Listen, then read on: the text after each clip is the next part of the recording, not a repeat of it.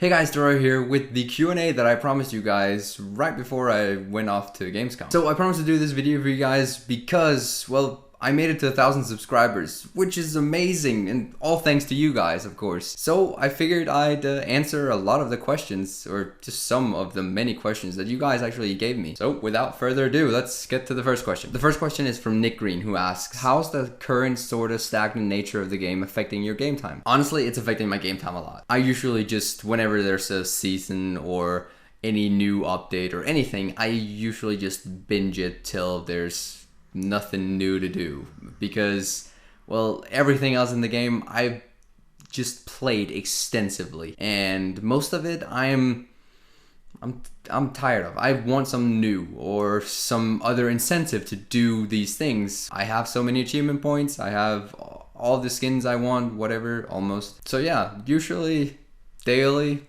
I get on and I do my dailies, obviously, most important thing. And then I do my daily fractal runs, 50, 40, 30, sometimes 20 if I'm feeling in a good mood, or someone in the guild group just asks. So I understand why a lot of people are saying that they're taking a break right now till Heart of Thorns launches, where there's going to be a lot more stuff. I'm very much looking forward to that. I'll probably have to take several weeks off of just work and stuff and life, but really the same time that I'm usually putting into the game, I'm now channeling over to like my YouTube channel. So there's that. The second question is from Cly, who asks, do you ever stop waving your hands around? For this, you gotta understand, I simply cannot stop moving my hands or the earth would just lose a major part of its kinetic energy, and, well, summers will turn to winter and day will turn to night. The next question is from Sarai. I hope I didn't butcher your name there, buddy. Who asks, what's the tattoo on your right arm? And I'm guessing you're referring to this thing. That actually, in Danish, it says little sister. Just translate it directly. My sister has one that says big brother. And yeah, that's sort of the story behind that one. A little personal one. The next question is from Marcelo Garini, and he has quite the explanation attached to the question, so I'll read this to you guys. He says, about your Q&A, since you're into the lore, I have one about the Revenant.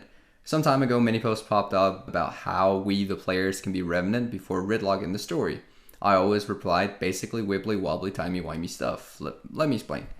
The Mists are basically a multiverse where time and space do not count. In order to have all work lore-wise, we need to have a first generation of Revenant NPCs trained by Ridlock, aka the class trainers we have now. But that would not reveal his identity. Basically, Ridlock could have trained them, send them back to Tyria before personal story, telling them do not disclose his identity in order to avoid some history temporal issues. They could tell you about this mysterious first Rev who trained us until his identity is revealed in HOT. With this theory, everything will check out. So here's the question. He says, what do you think about that? And how would you instead explain the Revenant's presence during the personal story? Now, this isn't actually the first time I've seen quite an elaborate explanation of how it can be that Ridlock is the first Revenant and still there's new players and just veteran players coming in with new characters that are Revenants, and perhaps some of these, especially the new players, will play against Saitan before the Revenant ever existed,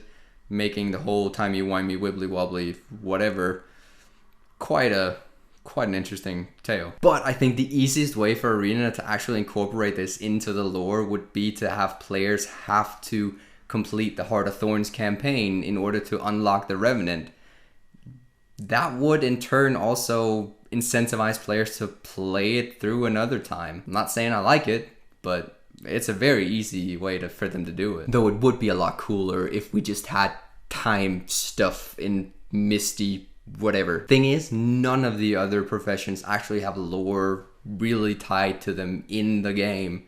So what are the odds of Revenant getting their own? Last question is from Alexander Knudsen, which sounds really Scandinavian, I have to say. He asks, why don't you stream that often on Twitch? I really enjoyed watching your stream on Gamescom. Why, thank you. Now, I'm gonna be honest with you guys. Twitch is one of the things that I really want to get heavily into. I have been pestered by a lot of guildies and a lot of you guys to do a daily thing, just run my daily fractals, or a weekly thing, just something more than what I actually do. It happens occasionally that I go on stream, but usually it's the bigger events, and there's a good reason. See, the one limitation that I actually have is simply my computer. It's old, it's not fast, there's not really anything good about it. So whenever I stream, whenever I do these occasional streams or whatever,